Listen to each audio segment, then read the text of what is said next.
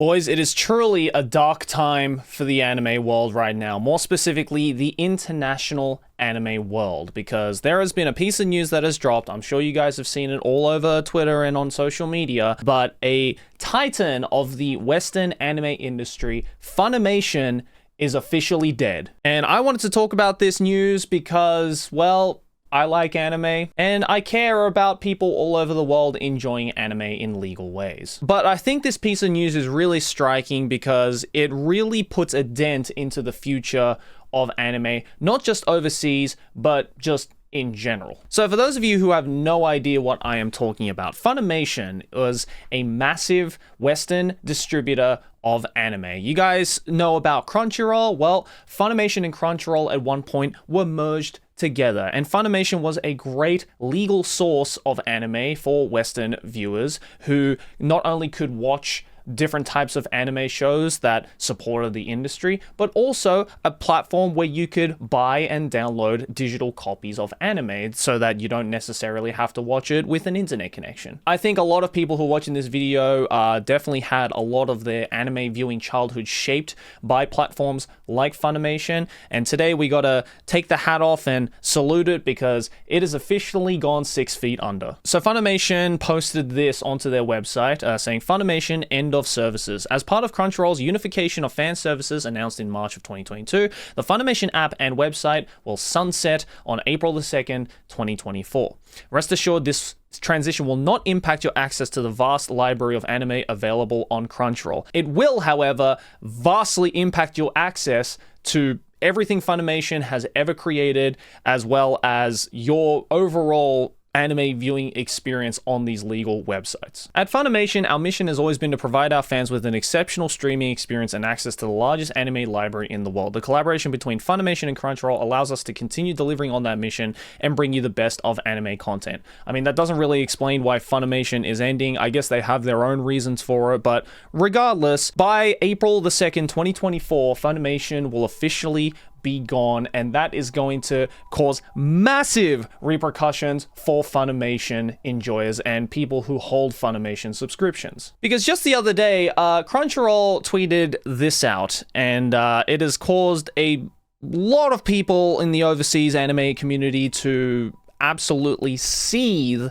because it really is just a massive slap in the face to all Crunchyroll and FUNimation subscription holders. You can still access the content you love on Crunchyroll, which houses one of the largest anime libraries, subs and dubs, catalog and simulcast, as well as games and the Crunchyroll store. You don't have to leave your FUNimation watch history and FUNimation queue behind. You can migrate them to Crunchyroll. As part of our transition, and this is the part that really riled people up, the price of your new Crunchyroll plan will increase from $54.95 USD per year to $99.99 per year USD, beginning January the 28th, 2025. So essentially, not only are people going to be losing access to all of the digitally downloaded stuff that you got from FUNimation, because for those of you who didn't know, if you downloaded a bunch of anime from FUNimation, once FUNimation is gone, you're also going to lose all of those digital downloads. We've seen in recent news articles with, say, like Ubisoft and a lot in the gaming industry,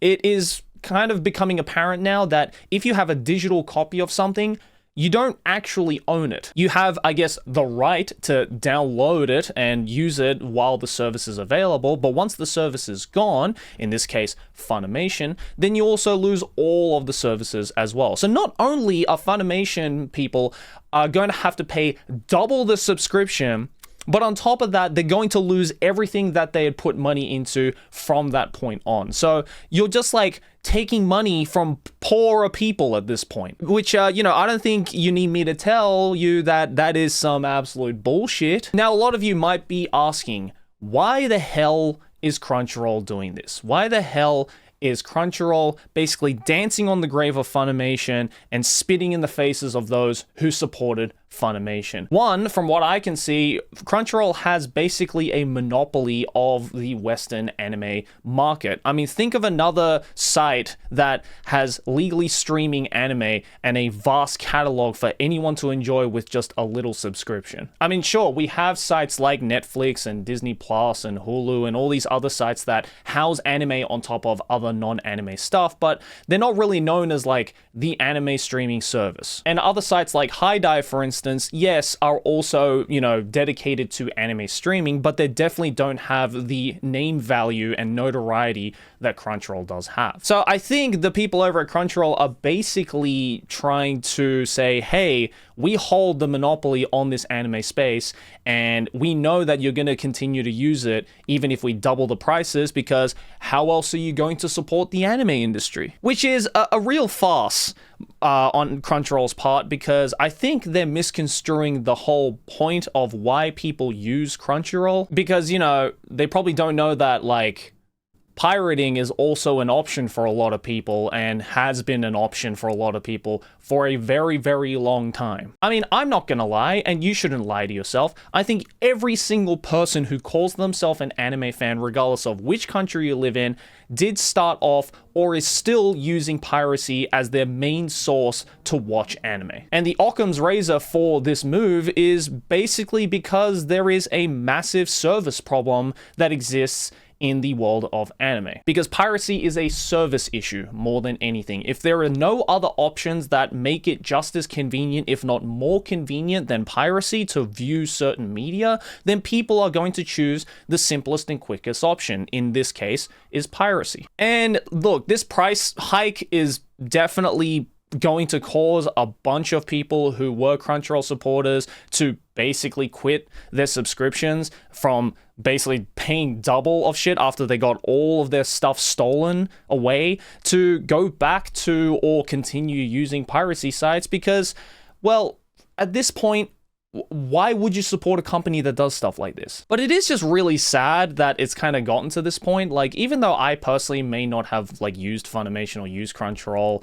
a lot in the past, because, you can't really access it from Japan. It's just sad, like, and I feel bad for like all of you guys who probably did rely on sites like Crunchyroll and Funimation to watch your anime legally, because you felt a moral complexity to be like, well, I don't necessarily want to like pirate this stuff because I care about the anime industry, I care about animators. And regardless of whether you actually do really care about the animators so much that you avoided using piracy sites, this move right here is definitely not a good look, and definitely, I guess, reinforces the fact that you have no other option other than piracy, and we know you're not a bad boy or girl to use piracy, right? Because you want to support the anime industry. And also, it's this whole thing of like, well, how else are we supposed to watch our anime? Like, do you expect us to buy like physical copies if we were like truly want to own it? Because I've seen a lot of people saying, well,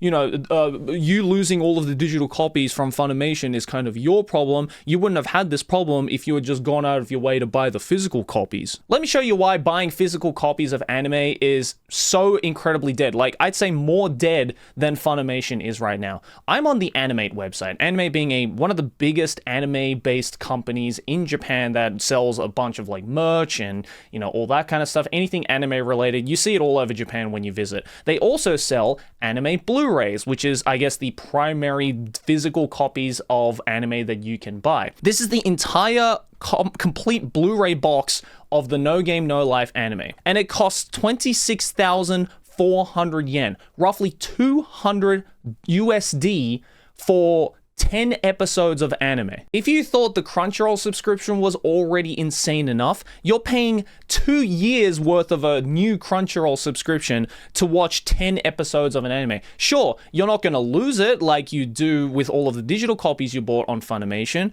but no anime fan in their right mind is going to pay this amount of money for one season of anime. Physical copies are just not a thing anymore. No one wants to buy physical copies of anime. People don't even own fucking Blu-ray players at this point. And if you do, you probably haven't used it in like 5-10 years. I certainly haven't. And I think Crunchyroll knows about this too. And that's probably another reason why they decided that this price hike was a safe option for them, and that people won't be as deterred to get rid of their Crunchyroll subscription because they're like, well, you're not going to pay $200 for one season of anime, so we can do this. We hold the monopoly. We know how much you guys love watching anime online, so that justifies us to hike up these prices. But I don't know if like Crunchyroll and all these streaming sites like assume anime fans are like stupid or something, because if anything, this is just going to, again, cause people to go back to pirate sites.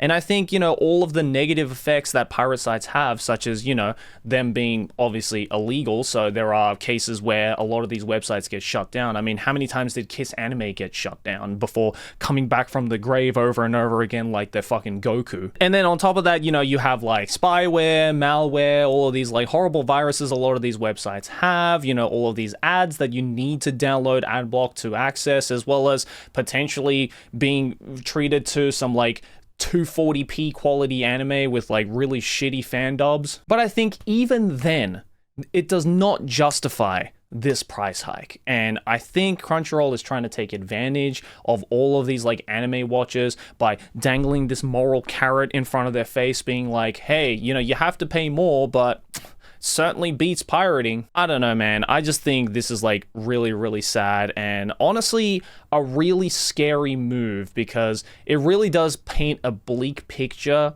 of what the future of anime distribution is like over in the West. So now we have to ask the question, what's next? What's going to happen? Well, I think what's going to happen next is, one, a ton of people who previously had Funimation and Crunchyroll subscriptions are probably going to cancel their subscriptions, because if I know anything about being in the online anime community for over 10 years now, is that a lot of anime fans are very cheap with their money. If they can get away with enjoying their hobby on a lower budget, then they are going to resort to that, even if that resort is going back to pirating websites. Two, I think this puts a really, really sour taste in the mouths of people who are already against these streaming services taking advantage of anime fans. I mean, I certainly feel that way, even though I, again, never really used Crunchyroll and Funimation due to living in countries that couldn't really access the library. And three, I don't know if this is like as a result of the Japanese side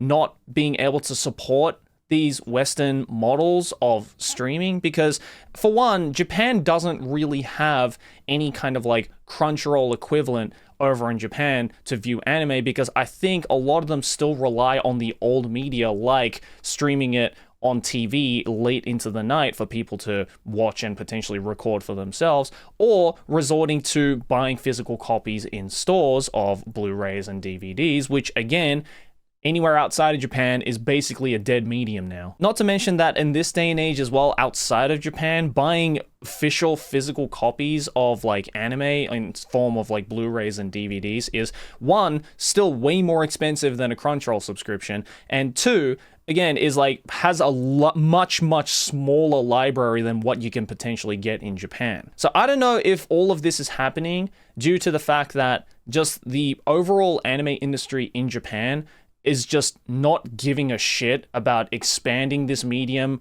over to the West and providing for Western fans, and are just more so focused on selling and growing out the anime industry in a domestic market. But I don't think they understand that this whole buying physical copies and, a monopoly on streaming sites is just not a very good thing, even for Japanese audiences as well, especially now with the growth of other streaming sites like Disney Plus and Netflix and Hulu, proving to even Japanese people that streaming media is basically the future of this media. So look, at this point in time, I don't know if Crunchyroll is actually going to go through with this. It seems like they are. I don't blame anybody who's watching this who has a Crunchyroll or Funimation subscription who decides to cut that cord officially and go back to pirating websites, because look, if I was like, say, a 13-year-old kid, if I transported myself back to when I was 13 and, trying to watch on sites like Crunchyroll, and if I had a Funimation subscription